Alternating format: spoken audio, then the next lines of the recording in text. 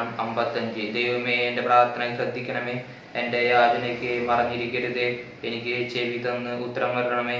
ശത്രുവിൻ്റെ ആരവം നിമിത്തം ദുഷ്ടന്റെ വീട് നിമിത്തവും ഞാൻ എൻ്റെ സങ്കടത്തിൽ പൊറുതിയില്ലാതെ ഞെരുങ്ങുന്നു. അവർ എൻ്റെ മേൽ നീതികേട് ചുമത്തുന്നു, കോപത്തോടെ എന്നെ ഉപദ്രവിക്കുന്നു. എൻ്റെ ഹൃദയം എൻ്റെ ഉള്ളിൽ വേദനപ്പെട്ടിരിക്കുന്നു. മരണഭീതിയും എൻ്റെ മേൽ വീണിരിക്കുന്നു. ഭയവും നിർവ്വലയും എന്നെ പിടിച്ചിരിക്കുന്നു. പരിഭ്രമം എന്നെ മൂടിയിരിക്കുന്നു. പ്രാവനുള്ളതുപോലെ എനിക്ക് ചിറകുണ്ടായിരുന്നെങ്കിൽ എന്നാൽ ഞാൻ പറന്നുപോയി വിശ്രമിക്കുമായിരുന്നു എന്ന് ഞാൻ പറഞ്ഞു.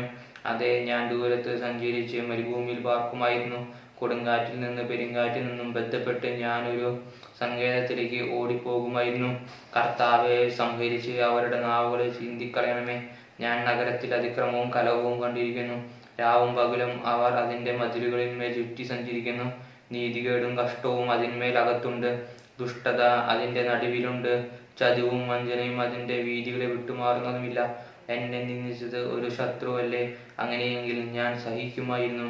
എൻ്റെ നേരെ വമ്പ് പറഞ്ഞത് എന്നെ ഭയക്കുന്നവനല്ല. അങ്ങനെയെങ്കിൽ ഞാൻ മറഞ്ഞുകൊള്ളാമായിരുന്നു. നീയോ എന്നോട് സമമായ മനുഷ്യനും എൻ്റെ സഖിയും എൻ്റെ പ്രാണസ്നേഹിതനുമായിരുന്നു. നാം തമ്മിൽ മധുര സമ്പർക്കം ചെയ്തു. പുരുഷാരവുമായി ദേവാലയത്തിലേക്ക് പോയല്ലോ. മരണം പെട്ടെന്ന് അവരെ പിടിക്കട്ടെ. അവർ ജീവനോടെ പാതാളത്തിലേക്ക് ഇറങ്ങട്ടെ. ദുഷ്ടത അവരുടെ വാസസ്ഥലത്തും അവരുടെ ഉള്ളിലും ഉണ്ട്. ഞാനോ ദൈവത്തെ വിളിച്ചപേക്ഷിക്കും. യഹോവ എന്നെ രക്ഷിക്കും. ഞാൻ വൈകുന്നേരത്തും കാലത്തും ഉച്ചയ്ക്കും സങ്കടം ബോധിപ്പിച്ചു കരയും. ഞാൻ എൻ്റെ പ്രാർത്ഥന കേൾക്കും. എന്നോട് നിന്നവർ അനേകരായിരിക്കെ ആരും എന്നോട് അടുക്കതക്കവണ്ണം. അവർ എൻ്റെ പ്രാണനെ വീണ്ടെടുത്തു, സമാധാനത്തിലാക്കി. ദൈവം കേട്ട് അവർക്ക് ഉത്തരമരുളും.